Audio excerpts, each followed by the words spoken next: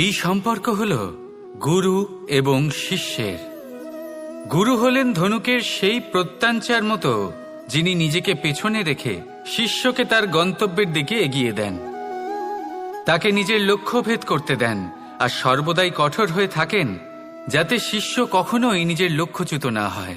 ধন্য হলেন এমন গুরু যারা শিষ্যকে নিজের গন্তব্যে পৌঁছেও দেন এবং তার সব কৃতিত্ব তাকেই দেন, নিজের শিষ্যকে, নিজের বাণকে। তাহলে আপনারা চিরকাল এরকম গুরুকে মনে রাখবেন, সর্বদা তাদের সম্মান করবেন, সর্বদা তাদের ভালোবাসবেন, কখনো জীবনে পিছিয়ে পড়বেন না আপনি। আসুন আমার সাথে ভালোবেসে বলুন, রাধা রাধা। আপনি কখনো আতর মেখেছেন? একটা শ্রেষ্ঠ আতরের গুণ হলো ওকে মাখার পরে অনেক দিন পর্যন্ত তার সুবাস থেকে যায়। তারপরে আপনি বস্ত্র বদল করুন বা রেখে দিন, তার সুবাস থেকেই যায়। এবার ধরে নিন এই আতর হলো আপনার কর্ম, আর আপনার শরীর, আপনার বস্ত্র হলো আপনার জিহ্বা। যত শ্রেষ্ঠ আপনার কর্ম হবে তত বেশি এই সংসার আপনাকে জানবে। আপনার কর্ম যদি সর্বশ্রেষ্ঠ হয় তাহলে সারা জীবন মনে রাখবে, আর জীবনের পরেও আপনাকে ভুলবে না। এই কর্ম ধর্ম ভেবে পালন করবেন, কারণ এই চিন্তা ভাবনাই সত্য হয়ে সামনে আসে। সেই জন্য ভাবনাকে পুষ্ট করুন, যুক্তিবোধ শ্রেষ্ঠ করে তুলুন, সবকিছু নিজে থেকেই হয়ে যাবে। পথ আপনা থেকেই সামনে চলে আসবে, কর্ম নিজে থেকেই হতে থাকবে। শুধু কর্ম ধর্ম মনে করে পালন করতে থাকুন, আর আমার সাথে ভালোবেসে বলুন, রাধা রাধা। এই জীবন, এই জীবন দেখতে গেলে কিন্তু খুবই কঠিন। এই জীবন কি করি হে নারায়ণ, এটাকে একটু সহজ কি করে করে তোলা যায়, এই প্রশ্নই তো আসছে মনে। এর উত্তর স্বয়ং সেই মানুষের মধ্যেই লুকিয়ে, তার সিদ্ধান্তে, তার নির্বাচনের মধ্যে লুকিয়ে। এবার জীবনের যে কঠিন সময়গুলো থাকে সেগুলো সেই প্রসঙ্গের মতোই হয়। যেমন ধরুন, আপনি হাঁটছেন হাঁটছেন আর হঠাৎ করে পায়ে কাঁটা ফুটে গেল। এবার আপনি কি করবেন? এমনও ব্যক্তি আছেন যারা সেই কষ্টের কারণে, সেই কষ্ট পাওয়ার ভয় পিছিয়ে আসেন। এমনও কিছু ব্যক্তি থাকেন যারা সেই আঘাতে নিরাময় করার জন্য সময় নষ্ট করবেন, কতটা জানি না। এমনও কিছু ব্যক্তি থাকতে পারেন যিনি হয়তো সেই কাঁটাকে তুলে নিয়ে তার ব্যবহার গজালের মতো করবেন, তাকে দেওয়ালে পুঁতে একটা সুন্দর ছবি লাগাবেন যাতে সেই দেওয়াল আরো সুন্দর দেখতে মনে হয়।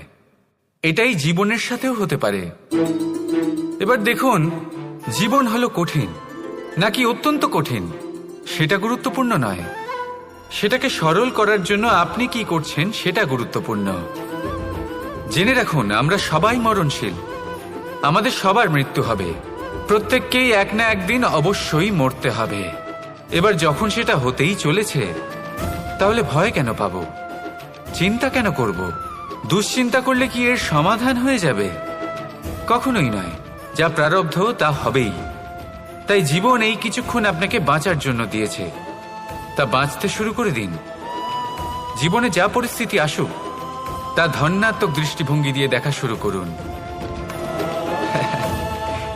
এটা যদি আপনি শিখে নিতে পারেন তাহলে আপনার এই জীবন সুখ ও প্রসন্নতা দ্বারা ভরে উঠবে। আর এই প্রসন্নতাই আপনি বলবেন, রাধা রাধা। বৃষ্টির জল যখন মেঘের দ্বারা টিপ টিপ করে ঝরে পড়ে তখন কি ভালো লাগে, তাই না? শুধু যে এই আবহাওয়া ভালো করে তুলে তাই নয়, এই মাটিতে সমাহিত হয়ে একটা অত্যন্ত সুন্দর গন্ধ উৎপন্ন করে। এই লতা পাতা, এই বৃক্ষ এদের জীবন দান করে, এদের পুষ্ট করে তোলে, আর তার সাথেই অনেক জীবের কল্যাণ করে। কিন্তু ভাবুন, যখন বজ্রপাত হয় তখন কি হয়? এই সমস্ত জলের ফোঁটা অনিয়ন্ত্রিত হয়ে যায়, একটা ভয়ানক বন্যার রূপ নিয়ে নেয়, যা শুধুমাত্র মহাবিনাশ করে। এর সারমর্ম কি? এর সারমর্ম হলো কর্ম করুন, কিন্তু তার নিয়ন্ত্রণ রেখে। যদি আপনি নিয়ন্ত্রণে না থাকেন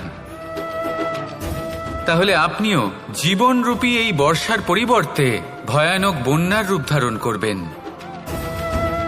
এবার বিকাশ ঘটাবেন নাকি বিনাশ, সিদ্ধান্ত হলো আপনার। যদি বিকাশ ঘটাতে চান তাহলে নিজের কর্মের সাথে সাথে নিজের মনকেও নিয়ন্ত্রণ করতে শিখুন। এই মনকে সংযত করুন, একে নিয়ন্ত্রণে রাখুন, নিজের কর্মকে নিয়ন্ত্রণে রাখুন, ভারসাম্য বজায় রাখুন। আর আমার সাথে ভালোবেসে বলুন, রাধা রাধা। কখনো ঘোড়া আর তার ঘোড়সওয়ারিকে দেখেছেন?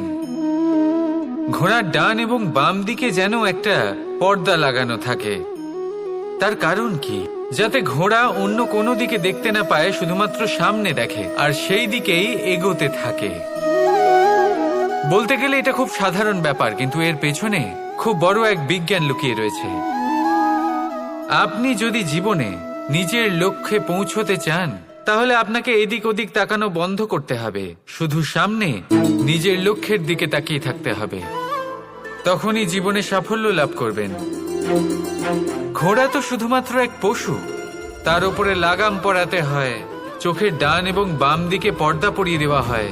আপনি হলেন মানুষ, আপনাকে লাগাম কে পরাবে? কেউ না। এটা আপনাকে নিজেকেই করতে হবে। মনের গভীরে প্রবেশ করুন আর আবেগগুলিকে লাগাম পরান, তাদের নিয়ন্ত্রণ করতে শিখুন। আর নিজের দৃষ্টি সামনে, শুধু নিজের লক্ষ্যের দিকে। মনে রাখবেন, যদি আপনার দৃষ্টি শুধুমাত্র নিজের লক্ষ্যে থাকে তাহলে লক্ষ্য ভেদ অবশ্যই করবেন। যদি একাগ্রতা এদিক ওদিক চলে যায় তাহলে লক্ষ্য হারিয়ে যাবে। রাধা রাধা। যথা রাজা তথা প্রজা, যথা বীজ তথা বৃক্ষ, যথা ভূমি তথা অঙ্কুর। কি সুন্দর শব্দ এগুলি! আর যতটাই সুন্দর ততটাই গভীর হলো তার অর্থ। যেমন রাজা হবেন, প্রজা তেমনই হবেন। যেমন ভূমি হবে, অঙ্কুরও তেমনই হবে। কখনো গভীরে গিয়ে এই কথার অর্থ বোঝার চেষ্টা করেছেন আপনি? রাজা এই শব্দের মূল হল রজ। রজ কথার অর্থ হল মাটি। অর্থাৎ রাজা হলেন তিনি যিনি মাটির সাথে যুক্ত। রাজা হলেন তিনি যিনি প্রজাদের সম্মান করবেন, তাদের যত্ন নেবেন, তাদের চোখে জল দেখলেই চিন্তিত হয়ে উঠবেন, তাদের অশ্রু মোছার জন্য সমস্ত সম্ভাব্য চেষ্টা করবেন, তাদের সুখী রাখার জন্য সমস্ত চেষ্টা করবেন। রাজা এরকম হয়। এবার এই সমস্ত গুণ যদি একজন রাজার মধ্যে না থাকে তাহলে প্রজার মধ্যে অসন্তোষ দেখা যায়। আর এই অসন্তোষ বিদ্রোহের রূপ নেয়। আর এই বিদ্রোহ যে কোনো রূপেই হলো বিনাশকারী। তাহলে রাজার উচিত প্রজাদের রক্ষা করা এবং প্রজাদেরও উচিত রাজার প্রতি বিশ্বাস রাখা, তার অনুকরণ করা। এই দুজন যখন এক হবেন তখনই শাসন স্থির হবে, তখনই এই দেশ নিয়ন্ত্রণে থাকবে। যদি দুজনের মধ্যে কোনো একজন নিয়ন্ত্রণ হারান তখন মহা বিনাশ অবশ্যই হবে। তাহলে রাজা নিজের কর্ম করবেন আর প্রজা নিজের ধর্ম পালন করবেন। আর আমার সাথে ভালোবেসে বলবেন, রাধা রাধা। এই বৃক্ষ দেখতে পাচ্ছেন? বটবৃক্ষ।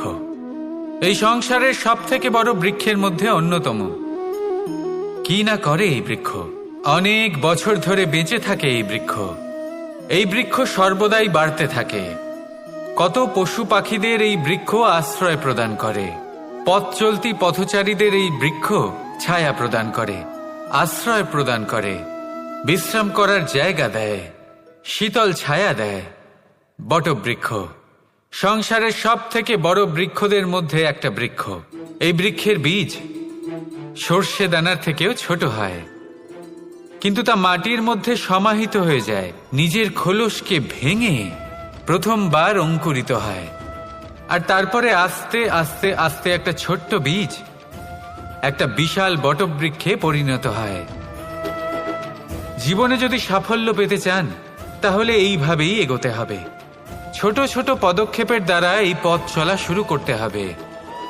সেই জন্য ছোট কাজ করতে কখনো সংকোচ করবেন না, ছোট কাজ করতে কখনো লজ্জা পাবেন না। যদি এই ছোট ছোট কাজ পূর্ণ নিষ্ঠা দিয়ে, পূর্ণ মনোযোগ দিয়ে, সততার সাথে করতে পারেন, তাহলে এই ছোট কাজের আকার বাড়তে থাকবে। তাই কাজগুলিকে কাজের মতোই দেখতে শুরু করুন। ছোট কাজ বা বড় কাজ এরকম ভাববেন না। তাহলে কর্ম করতে থাকুন। জীবনে আপনার অস্তিত্ব বটবৃক্ষের থেকেও বড় করে তুলুন। তাহলে আসুন আর আমার সাথে ভালোবেসে বলুন, রাধা রাধা। ভগবান আর ভুল, এই দুই একই অক্ষর দিয়ে শুরু হয়। শুধু তাই নয়, এদের দুজনের রাশিও সমান। এবারে আপনারা বলবেন যে ভগবান, ভুল, এদের মধ্যে কিভাবে মিল থাকতে পারে? অনেক বড় মিল আছে। না শুধু এ এক অক্ষর দিয়ে শুরু হয়, বরং এদের বিজয় মন্ত্রটাও এক। ভগবানকে মানুন, তাকে বিশ্বাস করুন, তাকে স্বীকার করুন। এটা করলে মনের দৃষ্টি থেকে ভগবানকে দেখা যায়, আর উনি আপনাকে সমৃদ্ধ করে তোলেন। ভুলের সাথেও এটাই ঘটে। নিজের ভুল স্বয়ং মেনে নিলে, স্বীকার করে নিলে, সব কিছুই স্পষ্টভাবে দেখতে পাবেন। যেদিন থেকে আপনি নিজের ভুল মেনে নিতে শিখবেন, সেদিন থেকে সেই ভুল শোধরানোর প্রক্রিয়াও শুরু হয়ে যাবে। আপনি বুঝে যাবেন নিজের ভুল কিভাবে শোধরাতে হয়। তাই মনে রাখবেন, নিজেকে শ্রেষ্ঠ করে তোলার জন্য নিজের ভুল স্বীকার করা অত্যন্ত প্রয়োজনীয়। এই জীবনে শান্তি আনার জন্য ঈশ্বরকে মেনে নেওয়াও অত্যন্ত প্রয়োজনীয়। সবসময় নিজের গুণ এবং নিজের দোষ মনে রাখবেন। আজীবন সুখী থাকবেন। রাধা রাধা। আমরা সবসময় চাই যে এই সংসার আমাদের জ্ঞানী বলবে, বুদ্ধিমান বলবে, বুঝদার বলবে। কিন্তু মূর্খ, মূর্খ যেন কেউ না বলে। মূর্খ শব্দটা আমরা কেউ শুনতে চাই না, দূরে পালাতে থাকি। কিন্তু একটা সত্যি সবার কাছে অজানা, যে মূর্খ হওয়া হলো বুদ্ধিমান হওয়ার দিকে সর্বপ্রথম পদক্ষেপ। আপনি যত খুশি দিগ্গজ জ্ঞানী মানুষদের সাথে আলাপ করুন, যত ইচ্ছে কথা বলুন, যতই জ্ঞানের কথা আলোচনা করুন, অভিজ্ঞতা মূর্খ হবার পরেই পাওয়া যায়, তাই নয় কি? মূর্খ হবার পরে আপনি এটা বুঝতে পারবেন যে কি করা উচিত নয়।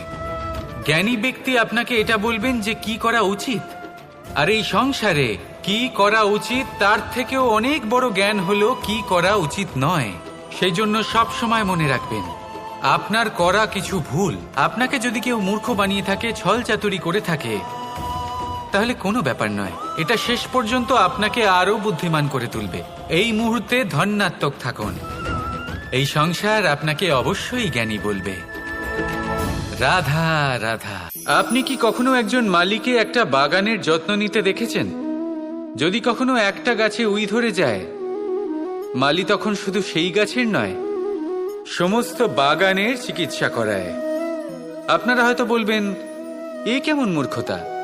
যখন উই একটা গাছে লেগেছে, সমস্ত বাগানের চিকিৎসা কেন করাতে হবে? এ তো অযথা পরিশ্রম করা। কিন্তু মালি খুব ভালো করে জানে যে উই হয়তো একটা গাছে লেগেছে, কিন্তু তা সমস্ত বাগানকে নাশ করে দিতে পারে। এবার মালির এই শিক্ষা, এই জ্ঞান অন্য অনেক জায়গাতে প্রযোজ্য। এই সংসারে আমরা শুধুমাত্র নিজের পরিবারের কথাই চিন্তা করি, তাদের যত্ন নিই, চেষ্টা করি যেন তারা ভালো থাকেন, সুখে থাকেন। আর সেই সময় এই সমাজের কিছু বিরোধী মনোভাব এই সমাজকে গ্রাস করে ফেলে, এই সমাজকে নষ্ট করে ফেলে। কিন্তু আমাদের নজর শুধু আমাদের পরিবারে থাকে। সেই জন্য যখন কথা ওঠে রাষ্ট্রের, দেশের, তখন তার জন্য সিদ্ধান্ত নিতে হবে, তখন তার জন্য ত্যাগ করতে হবে। আর মনে রাখবেন, যে সমস্যায় আসুক তার সমাধান পূর্ণরূপে বাঞ্ছনীয়। এই সংসারে প্রত্যেক ব্যক্তি যদি নিজের পরিবারেরও খেয়াল রাখেন এবং সমাজেরও খেয়াল রাখেন এবং সঠিকভাবে এই দেশেরও খেয়াল রাখেন, তবেই এই দেশ সম্পন্ন হতে পারবে। তাহলে আপনিও সেই প্রয়াস করুন আর আমার সাথে ভালোবেসে বলুন, রাধা রাধা। কথায় বলা হয়, জীবনে ভালোবাসাই হলো সুখের মূল, এটা সত্য। এবার প্রশ্ন হলো এটাই যে এই ভালোবাসা কার সাথে করা উচিত। যদি আপনি কিছুক্ষণের জন্য সুখ পেতে চান তাহলে ভালোবাসুন নিজের রুচি মতো। যদি আপনি কিছুদিনের জন্য সুখ পেতে চান ভালোবাসুন নিজের বন্ধুদের। যদি আপনি কয়েক মাসের জন্য, কয়েক বছর বা অনেক বছরের জন্য সুখী হতে চান তাহলে ভালোবাসুন নিজের পরিবারকে, মাতা পিতা, নিজের সন্তান, স্বামী স্ত্রী, নিজের আত্মীয়দের। কিন্তু যদি আপনি চিরকালের জন্য সুখী হতে চান তাহলে ভালোবাসতে হবে শুধু নিজের কর্মগুলিকে। কারণ সম্পর্ক যেমনই হোক না কেন কখনো না কখনো ভেঙে যাবেই। এই সংসার হলো এমনই যে যাদের সঙ্গ আমরা পাই তাদের সঙ্গ একদিন ত্যাগ করতে হয়। শুধু কর্মই হলো এমন এক সঙ্গ যা কখনো আপনাকে ত্যাগ করবে না। আপনার মৃত্যুর পরেও এই কর্ম আপনাকে বাঁচিয়ে রাখবে। তাই সবসময় মনে রাখবেন, এই কর্ম ধর্ম মনে করে পালন করা উচিত। জীবনের শেষ মুহূর্ত পর্যন্ত কর্মকে ভালোবাসুন, জীবনের শেষ মুহূর্ত পর্যন্ত সুখে থাকবেন।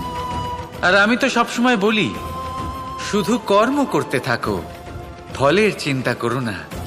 তাহলে আসুন আর আমার সাথে ভালোবেসে বলুন, রাধা রাধা। আপনি কি কখনো জলকে নিজের মুঠোতে ধরে রাখার চেষ্টা করেছেন? চলুন আজ করা যাক।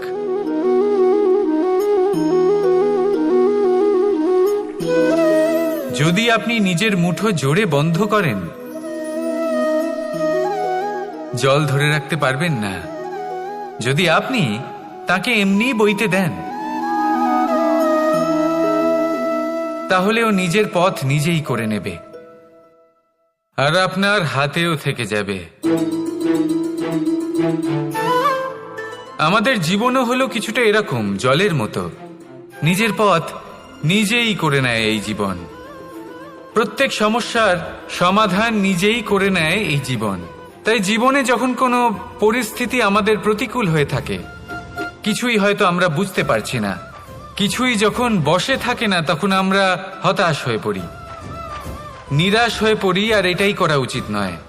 শান্ত মনে দেখতে হবে যে এই জীবনে আসলে কি ঘটে চলেছে। কষ্ট সবাই ভোগ করেন। কষ্ট পেলে কেউ রেগে যান, রেগে গিয়ে পরাক্রম দেখান। এটাই তো করা উচিত নয়। শান্ত মনে সেটাই করতে হবে যা জীবন আমাদের শেখাতে চাইছে।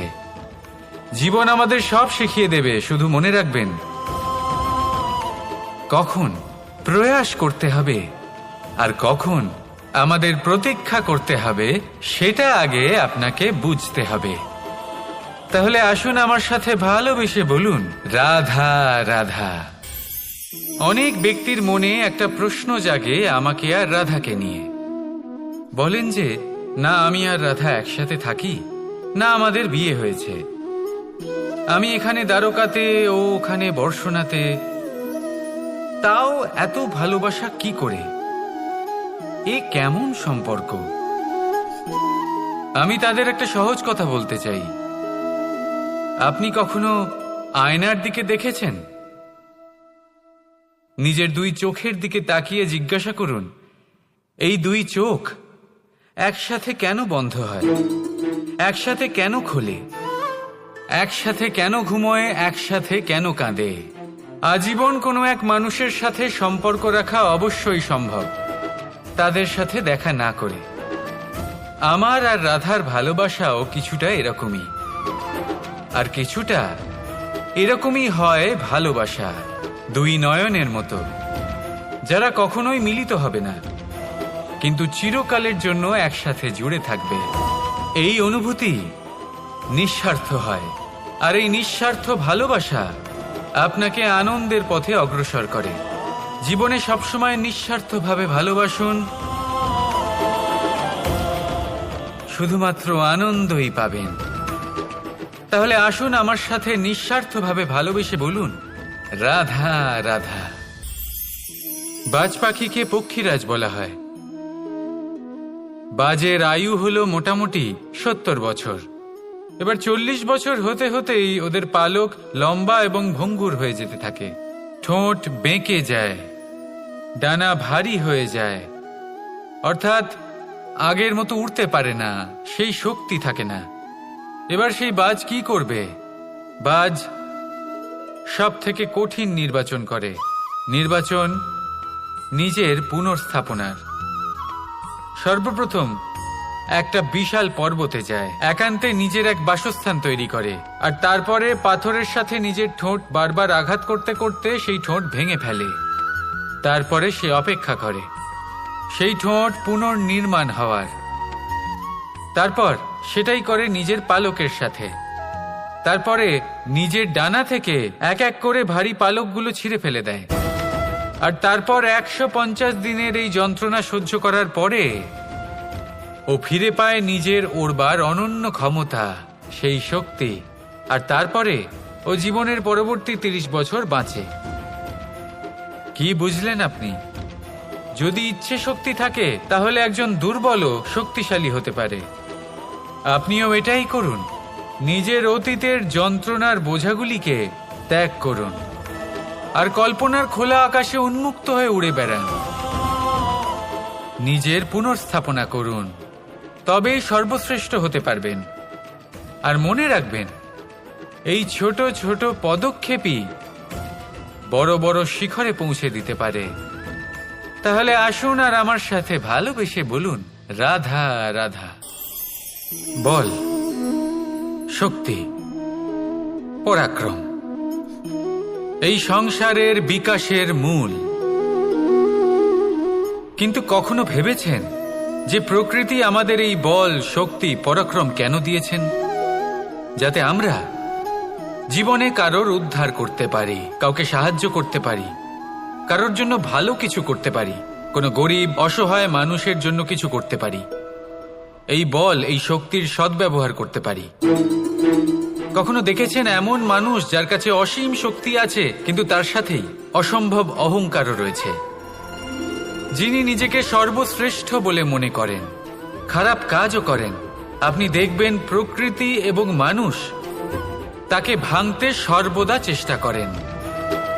মনে রাখবেন, যতই সুবিশাল পর্বত হোক না কেন, তা যদি পথে পড়ে তাকে ভেঙে পথ প্রশস্ত করা হয়। যদি আপনার কাছে বল থাকে, শক্তি থাকে, পরাক্রম থাকে, তাহলে তার সদ্ব্যবহার করুন, কাউকে সাহায্য করুন, কাউকে রক্ষা করুন। যদি আপনি আপনার শক্তির দুর্ব্যবহার করেন, তাহলে মনে রাখবেন আপনি নিজের বিনাশ নিজেই আমন্ত্রণ করছেন। এবার বল অর্জন করার পরে, শক্তি অর্জন করার পরে আপনি নিজেকে বিনাশ করতে চান নাকি এই সংসারের উদ্ধার করতে চান? সিদ্ধান্ত আপনার। রাধা রাধা। মানুষ আর ধন, এই দুইয়ের মধ্যে সম্পর্ক খুব ঘনিষ্ঠ। ধন হলো সেই শক্তি যার ব্যবহার মানুষ করে থাকে সাংসারিক বস্তু ক্রয় করার জন্য, নিজের জীবন যাপন করার জন্য। আর মানুষ হলো সেই শক্তি যারা ধনকে গুরুত্বপূর্ণ করে তোলেন।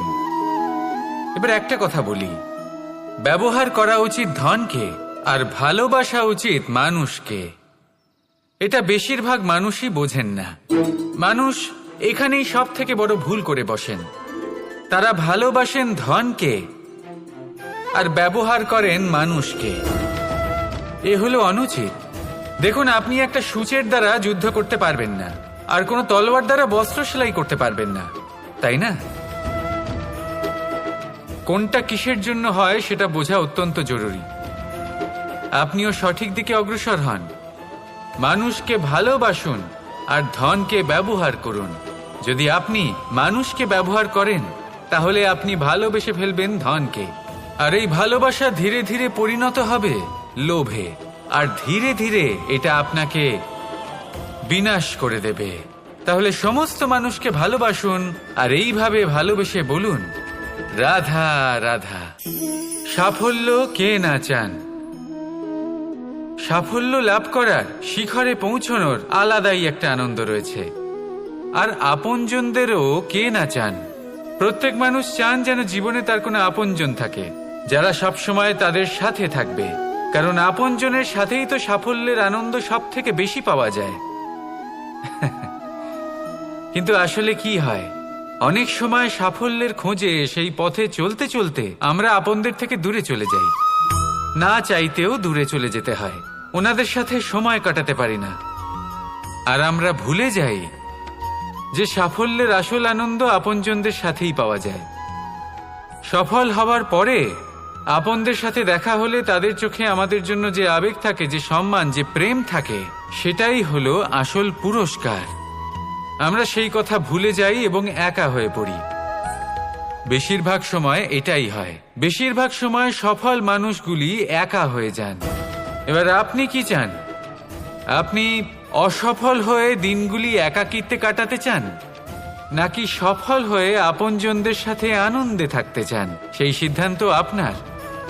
সাফল্যের পেছনে ছুটুন, নিজেকে উজাড় করে দিন, কিন্তু আপনজনদের সঙ্গ ত্যাগ করবেন না। সেই আপনজন যারা আপনার সাফল্যের জন্য দায়ী, সেই আপনজন যিনি আপনার সাফল্যে আনন্দ পান, সুখ লাভ করেন, তাদের কখনো ত্যাগ করবেন না। আসুন আমার সাথে ভালোবেসে বলুন, রাধা রাধা।